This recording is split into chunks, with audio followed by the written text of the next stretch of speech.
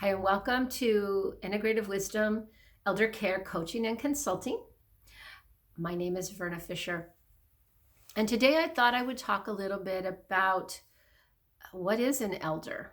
What is an elder? What constitutes an elder? And then I think I'm going to talk to the non-elders or the elders who really aren't ready to be elders. Not exactly sure how that's going to work. But, you know, the conventional wisdom, I think, is that an elder, um, well, it used to be that an elder was someone who commanded respect within a family or a community. Respect your elders, right? And somehow it seems like a few things have gotten convoluted with that. And I'm thinking now about the writings of Stephen Jenkinson, who has a book out there called Coming of Age, has another book called Die Wise. Both of his books are not easy to read, but there's all kinds of really interesting nuggets if you're patient, and willing to do the work. That's so much about integrative wisdom, right? Are you willing to do the work? Anyway, so he talks about the idea that elderhood may be something that has almost disappeared in a way. After all, whom have you talked to recently that jumped on the elder bandwagon with joy? I'm an elder, yahoo! Age is seen as something that we want more of, and yet we constantly push it away. 40 is the new 20.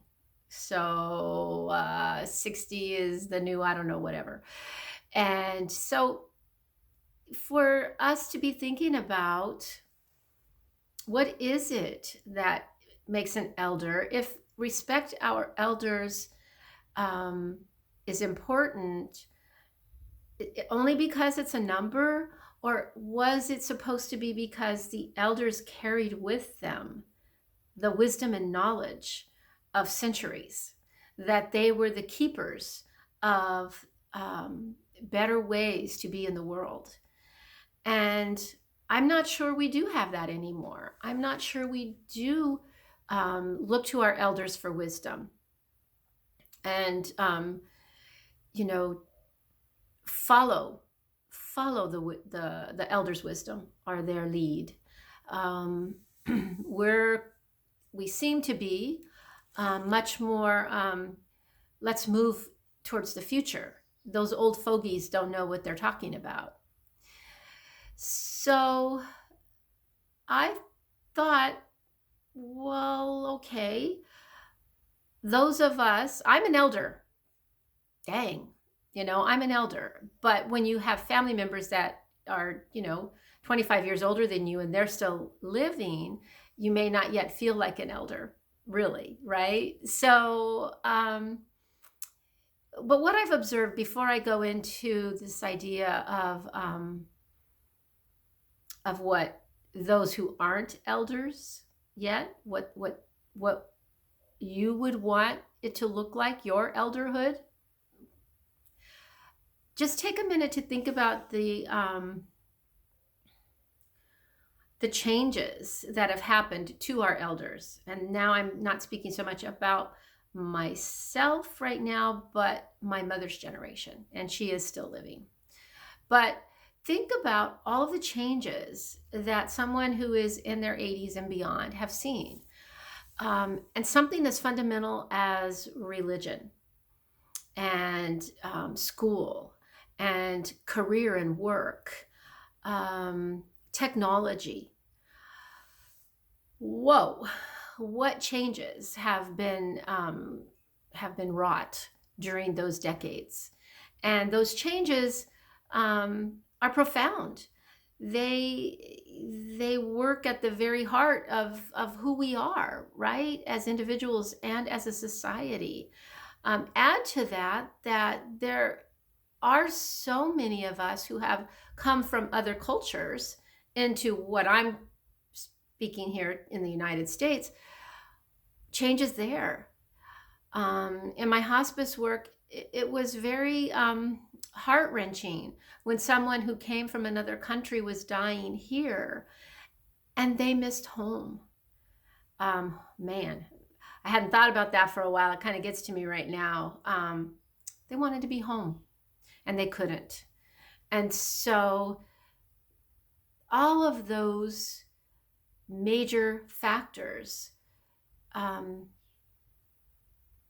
play a part in what it is to be an elder, and especially because the younger generations have no desire to go back to the way things were. They have no desire or incentive to take a trip down memory lane in the past. They don't want to go back to the old ways, right? And so maybe first, that moment of compassion for those elders in our lives who see everything differently and who, in whatever way, may be trying to stay with it, but who really prefer what they knew for all those other decades. And the other thing about that is, imagine that two, actually three, maybe even four of your senses have taken a hit. So your vision, right, can't see as clearly. Hearing, you can't hear, and so your conversations are very, very iffy. It can be quite funny at times. Other times it's downright frustrating, but much of the time it is a barrier to that greater connection because it's so much work. Taste and smell. I found out that elders, on your tongue, all the taste buds, what's left pretty much as you get older, did you know this, is sweet and perhaps sour. Why do so many elders love sweet things? Could be that. I don't know. I'm not a scientist, but another loss of the senses. The sense of touch, elders don't always have that. And right now, most of us don't, actually. And that takes away from our being in the world. And so think about those things with your elders, okay? Lend them that compassion. And now let's move to thinking about, as you, if you are blessed to continue with decades of life, what kind of an elder do you want to be? What kind of a world do you want for you as an elder? Because right now, so many things are up in the air. People are talking about, we want things as they were. Well, to be perfectly honest, people didn't really like things as they were in a lot of different ways. So why not reimagine and re-envision? And maybe it's on your own small scale, your personal world, right? That you can change. But maybe the way that you approach your larger community with the possibilities and the vision for a whole improved way of engaging. We're challenged right now. We're challenged right now to just be decent. The level of discourse has declined so immensely. We find it fine to say things to people that we even love and care about, much less the strangers. So take this moment to think about first of all, when will you consider yourself an elder? And is that okay? Are you okay with being an elder? And if you are an elder, what's your responsibility? What's your responsibility to the young people in your life? What do you want to be the storyteller? Do you want to be the one that tells them that they're crazy and that they need to go back to the old ways, or do you want to encourage them to maybe incorporate the wisdom from your time with the newness and the things that have been discovered in theirs? Yeah, yeah. What happens inside your body when you think of you being an elder? I'm an elder. Respect me, damn it. Excuse my French. I'm an elder. I'm inconsequential. No one will listen to me anymore. I'm going to be shoved aside and forgotten. Right?